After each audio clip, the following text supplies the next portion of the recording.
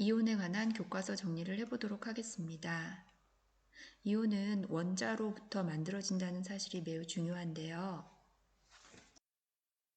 교과서 31쪽에서와 같이 전기적으로 중성인 원자가, 즉 원자에게 플러스 전하량과 전자의 마이너스 전하량의 양이 같아서 항상 전하의 합이 0이 되는 전기적으로 중성인 원자가 당연히 전자, 즉 마이너스를 잃어버리면 상대적으로 플러스 전하를 띠고 전자, 마이너스를 얻으면 마이너스 전하를 띠게 된다. 이렇게 전하를 띤 입자를 이온이라고 한다.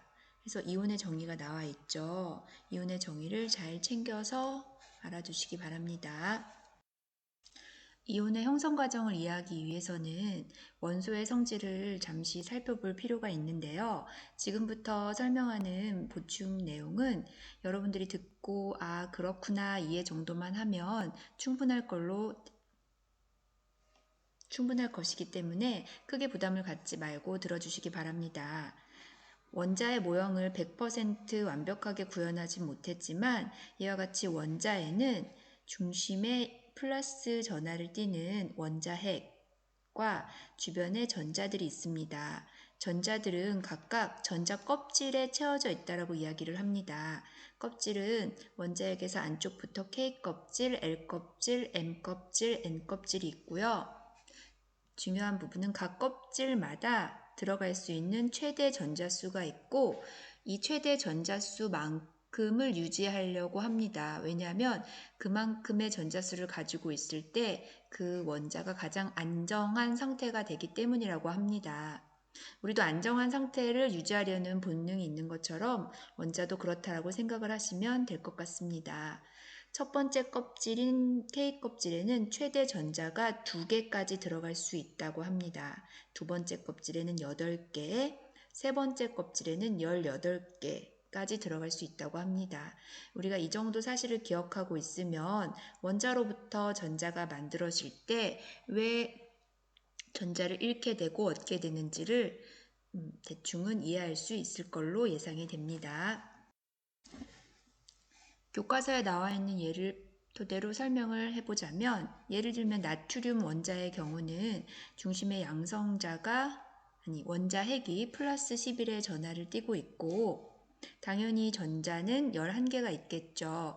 그러면 첫 번째 껍질에 2개의 전자가 있고 두 번째 껍질에 최대 8개까지니까 하나, 둘, 셋, 넷, 다섯, 여섯, 일곱, 8개의 전자를 채우면 안정한 상태가 됩니다.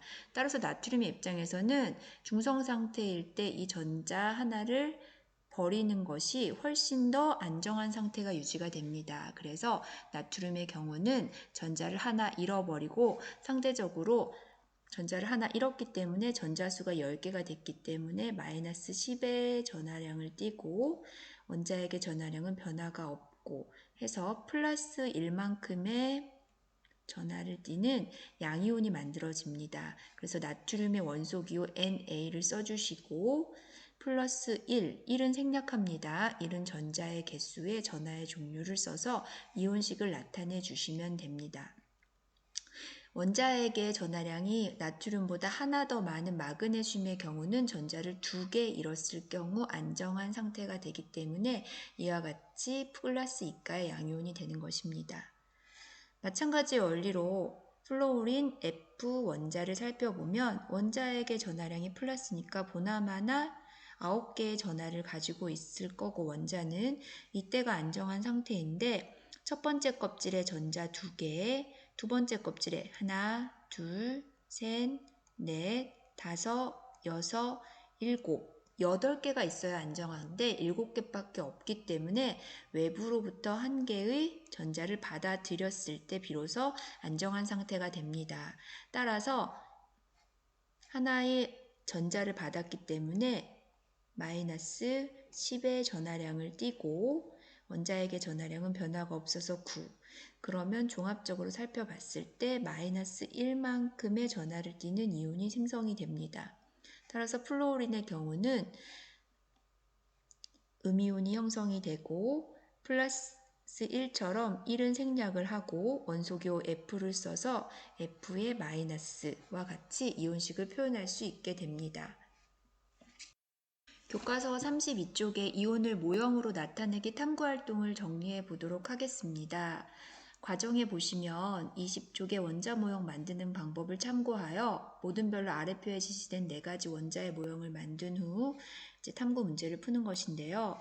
나트륨, 마그네슘, 플로린, 산소의 원자가 나와 있고 각각 원자핵과 전자들의 전하량 보나 마나 둘을 합하면 당연히 원자의 전하량은 0이 되겠죠. 전기적으로 중성입니다. 그럼 이제 이온의 상태를 봤을 때 나트륨의 경우는 원자핵의 전하량은 어떠한 경우에도 변화가 없습니다. 원자핵의 경우는 전자에 비해 상대적으로 무겁기 때문에 움직일 수 있는 건 전자라는 사실을 기억하고 변화가 없다라는 걸 확인하신 다음에 원자일 때나 이온일 때나 변화가 없죠. 원자, 이온 표시되어 있죠. 나트륨의 경우는 지금 보면 마이너스 11이던 전자들의 전하량이 마이너스 10이 됐습니다. 그렇단 얘기는 전자를 하나 잃어버렸다는 얘기죠. 그럼 둘의 전하를 계산해보면 플러스 1이 되겠죠. 마그네슘의 경우는 마이너스 12이던 전자들의 전하량이 마이너스 10이 됐으니까 이 경우는 둘의 전하량을 계산해보면 플러스 2가 되겠죠. 즉 전자를 2개 잃어버렸다는 의미가 되겠죠. 그래서 2개는 양이온이 되겠죠. 자, 좀 색깔을 구분해서 한번 해보도록 하겠습니다.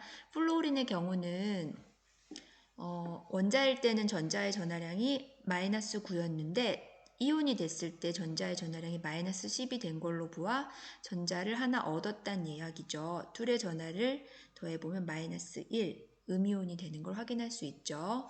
산소의 경우도 원자일 때 전하량을 보시면 전자들의 전하량이 마이너스 8이었는데 이온일 때는 전자들의 전하량이 마이너스 10, 즉 전자가 2개 많아진 걸 확인할 수 있죠. 전자 2개를 얻은 걸 이렇게 확인할 수도 있고 이온일 때 원자핵과 전자들의 전하량을 합해보면 마이너스 2가 되겠죠. 그럼 음이온이 된 걸 우리가 확인할 수 있습니다. 그래서 정리를 해보면 이와 같이 나트륨, 마그네슘처럼 전자를 원자 상태에서 잃어버린 그러한 이온들은 양이온이 되는 것이고 플로린, 산소처럼 원자일 때보다 전자의 전하량이 많아진, 즉 전자를 얻은 이온은 음이온이 되는 걸 확인할 수 있습니다. 교과서 34쪽에 이온이 전하를 띠고 있음을 확인하는 탐구활동을 정리해 보도록 하겠습니다. 이온은 원자와는 다르게 플러스 또는 마이너스의 전하를 띠고 있다는 사실을 우리는 확인할 수 있는데요. 그 확인 사실을 위해서 우리가 사용한 수용액은 첫 번째가 황산구리 수용액입니다. 교과서 34쪽 하단에 나와 있는 것처럼 황산구리 수용액은, 즉 황산구리가 물에 녹으면 파란 색깔을 띠는 구리 이온과 색깔을 띠지 않는 황산 이온으로 이온화가 됩니다. 또 과망간이즈산 칼륨 수용액도 보라 색깔을 띠는 과망간이즈산 이온과 색깔을 띠지 않는 칼륨 이온으로 이온화가 됩니다. 이 사실을 알고 양쪽에 이제 전기를 걸어줬을 때 어떠한 변화가 일어나는지를 관찰을 해보면 이쪽 실험 장치를 보시면 지금 황산구리 수용액에서는 플러스 극쪽으로 마이너스 극쪽으로 색깔의 변화를 보시면은 마이너스 극쪽으로 지금 푸른 색깔이 이동하는 걸 봐서 구리 이온이 푸른색을 띈다라는 것은 사전에 알고 있던 지식입니다. 그걸 바탕으로 마이너스 쪽으로 푸른색을 띠는 구리 이온이 이동했기 때문에 구리 이온은 플러스 즉 양이온이구나 라는 사실을 알게 되는 것입니다.